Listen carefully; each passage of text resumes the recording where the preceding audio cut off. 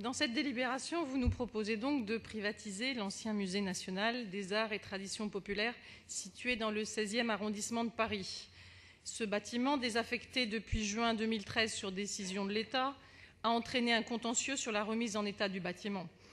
Après 2 ans de discussion, on ne peut que regretter que les 15 millions d'euros réclamés par la ville à l'État aient fondu de 30%, prouvant, s'il en était besoin, du désengagement de l'État au détriment des finances locales. Dans votre projet, la ville accorderait pour 50 ans, à compter de la date d'ouverture au public, une convention d'occupation du domaine public à une entreprise privée, en échange d'une redevance annuelle et d'un pourcentage du chiffre d'affaires réalisé par cette entreprise sur place. Plusieurs points sont à souligner et m'amènent à vous interroger au regard de la taille du bâtiment et de son emplacement. Il semble que le loyer de 12 500 € par mois soit bien faible et constitue un avantage conséquent pour la société que vous avez retenue. Par ailleurs, permettez-moi de m'interroger sur les conditions d'accès à ce site dont l'ambition d'attractivité semble forte. Il n'y a aucun parking à proximité et vous refusez d'en créer. Aussi, quelles sont les assurances que vous pouvez nous donner concernant l'accessibilité de cet équipement culturel via le STIF et la RATP ?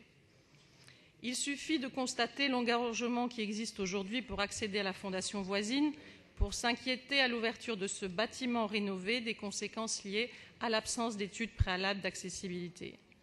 Sur le fond, le projet de la société LVMH tel qu'il est présenté semble attractif, notamment pour favoriser la mise en valeur de nombreux métiers manuels méconnus ou proches de l'extinction.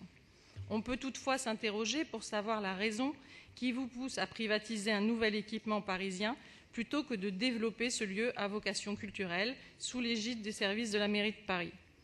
On peut imaginer aisément que la société LVMH cherchera à en tirer un bénéfice bien légitime et se demander pourquoi ce bénéfice n'aurait pu être obtenu par la ville elle-même. Il y a quelques mois, vous nous proposiez de remunicipaliser à 100% la gestion de la Tour Eiffel. J'avoue ma perplexité quand, avec la même fougue, vous nous demandez de privatiser l'ancien musée national des arts et traditions populaires. Je voterai bien entendu comme mon groupe pour ce projet, compte tenu des perspectives qu'il ouvre pour le tourisme, mais je souhaite, au-delà de mes interrogations sur cette privatisation, profiter aussi de cette délibération pour vous interroger sur les suites données par l'exécutif au rapport de la MIE fabriqué à Paris. En effet, de nombreux métiers devant être mis en valeur dans ce nouvel établissement culturel pourraient bénéficier d'un label produit à Paris, dont vous nous avez annoncé la perspective sans que pour autant les modalités de sa gestion ne soient encore aujourd'hui définies. Les grandes entreprises comme LVMH n'ont pas besoin naturellement de cet outil compte tenu de leur puissance capitalistique. Par contre, les artisans et les PME qui continuent dans des conditions très difficiles de fabriquer à Paris auraient bien besoin d'un soutien et d'une reconnaissance à travers ce label si souvent évoqué mais non encore concrétisé.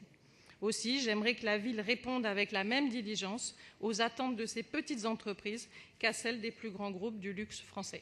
Je vous remercie.